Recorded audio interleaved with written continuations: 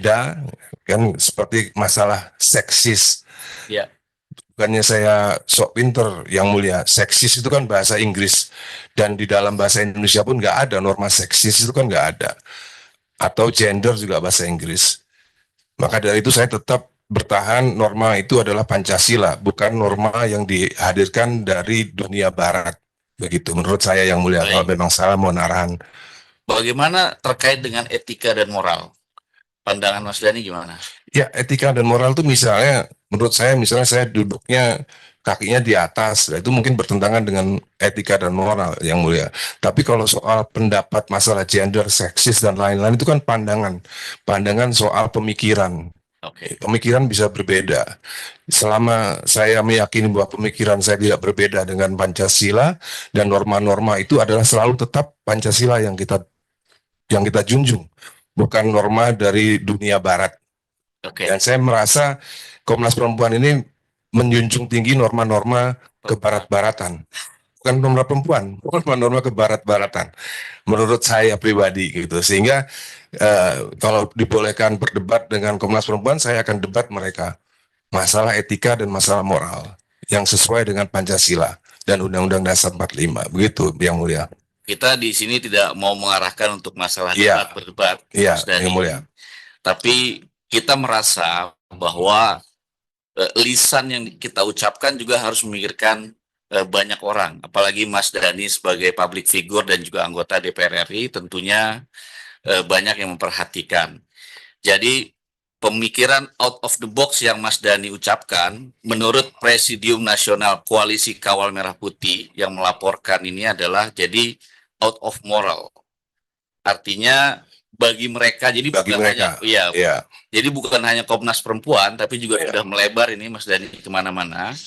Dan kami sebagai MKD wajib ya untuk meminta klarifikasi dan juga menanyakan terkait dengan hal tersebut. Begitu. Jadi kita tidak mau mengarahkan masalah berdebat ini. Siap, Yang Mulia. Jadi intinya begini, Yang Mulia. Intinya pokoknya sesuatu yang out of the box sepatutnya tidak dibicarakan di sidang gitu. Bukan, mungkin pemilihan diksi bahasanya bisa lebih baik lah, bisa lebih baik. Siap, kira-kira seperti itu. Nah kemudian Mas Dhani, mungkin tidak semua perempuan bisa menerima bahwa satu laki-laki istrinya 4 seperti itu. Nah itu kan hal-hal yang mungkin kalau mungkin Mas Dhani berbicara di forum antara teman-teman nggak apa-apa, tapi dalam forum sidang rasanya itu harus dihindari. Siap, Yang Mulia. Terima kasih. Itu saja, Yang Mulia. Terima kasih. Baik, terima kasih. Ini kita sebelah kanan dulu Pak Magyud. Pak Yang Mulia, Pak Adeng silakan. Terima kasih Yang Mulia. Saya ingin menggarisbawahi apa yang disampaikan oleh Yang Mulia Hasan Basri dan juga Pak Tommy Kurniawan. Dari diskusi tadi saya masih melihat teradu nih, masih mempermasalahkan masalah kepatutan.